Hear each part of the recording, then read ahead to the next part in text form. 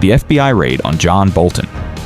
On the morning of August 22, 2025, FBI agents surrounded the Bethesda home of John Bolton, the former national security advisor to Donald Trump. Sirens off, doors locked, boxes carried out. A man who once sat at the center of U.S. power was now the subject of a federal raid. Bolton wasn't just another official. He had direct access to America's deepest secrets: nuclear strategy, covert operations, the inner circle of the president. And now his private life has been torn open by federal agents. The question is simple. Was this raid about justice and national security, or was it about revenge? To understand the shock, you need to know who John Bolton is. He wasn't a background figure. He was Trump's national security advisor, holding one of the most sensitive jobs in government. Every classified briefing, every top-secret cable, every confidential war plan crossed his desk. Bolton built his reputation as a hardliner. A hawk. Someone who believed America should confront threats directly, even with force. But this aggressive approach put him in constant conflict with Trump, who often wavered on foreign policy. The clashes grew bitter, and eventually Bolton left the White House. But not quietly. The book controversy. In 2020, Bolton detonated a political bomb. His book, The Room Where It Happened. Inside, he described private Oval Office meetings. He revealed Trump's conversations about foreign leaders. He exposed confidential policy debates. Trump and his allies exploded with rage. They accused him of betraying his oath. They claimed he had revealed classified information. The Department of Justice quickly launched an investigation, but under Biden, that investigation was shelved. Officially, it was called off. Publicly, it faded. Bolton positioned himself as a truth teller. Trump painted him as a traitor. And the controversy never really died. The revival of the case. Years later, when Trump returned to power in 2025, the case came back, harder than ever. FBI Director Kash Patel, a Trump loyalist, reopened the probe. Patel framed it as a crackdown on corruption and secrecy violations, but critics saw something else: a settling of old scores. Legal experts pointed out the timing. The statute of limitations on mishandling classified documents is about 5 years. By 2025, that window was closing. So why launch such an aggressive raid now? To protect national security, or to make an example of Bolton?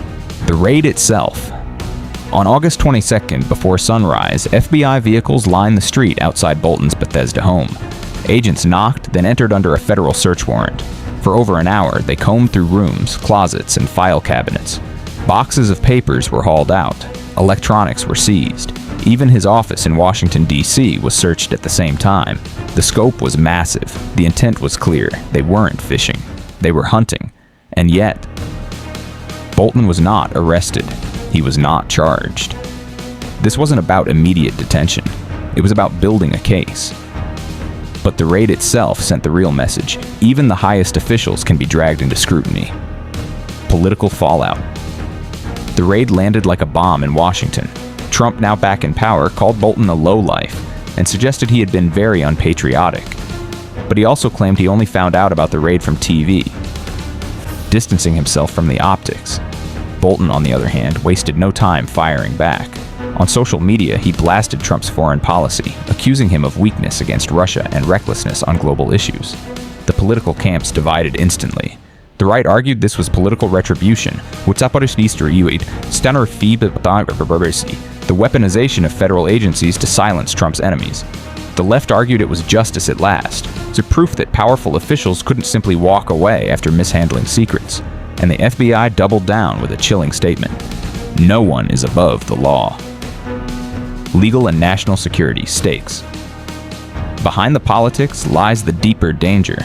As National Security Advisor, Bolton handled some of the most sensitive intelligence in existence. If he kept those documents after leaving office, or if he revealed details in his book, the implications could be devastating. The legal stakes are enormous. Possible violations of non-disclosure agreements, federal secrecy laws, and even the Espionage Act. Bolton insists he acted legally, that his book was reviewed, cleared, and published in the public's interest. But prosecutors may see something else: a man who took America's secrets home and used them for profit. So the core question remains: was this about national security, or was it about political punishment? The psychological dimension. This is where the story cuts deeper. For ordinary Americans, raids like this plant seeds of doubt. If even the men at the top of government, the ones trusted with nuclear codes and war strategies, can't be trusted to handle secrets, then who can? The raid doesn't just target Bolton, it targets public confidence. Citizens watch one administration raid the officials of the last, and the cycle of suspicion deepens. Each side claims the other is corrupt. Each side claims the other is weaponizing power, and the public is caught in the middle. You're trapped between loyalty, fear, and distrust. Psychologically, this breeds cynicism. People stop believing in institutions. They stop believing in law. They stop believing in truth itself. Broader context. This raid is not an isolated story. It's part of a larger pattern. Trump-era officials facing investigations, indictments, or raids. Each one reignites debates about whether justice is truly blind, or whether it's wielded as a weapon. It also raises a dangerous precedent. If political power decides who gets raided, then no official is ever safe. But if officials who mishandle secrets are never punished, then the rule of law collapses. Either way, trust in government erodes, and America's deepest secrets become political bargaining chips. John Bolton once stood at the pinnacle of American power. Now his home has been ransacked by the same government he once served. This isn't just about classified files. It's about power, revenge, and the crumbling trust between leaders and citizens. So the final question lingers like a shadow. If even the guardians of America's secrets can become targets, what does that mean for the rest of us?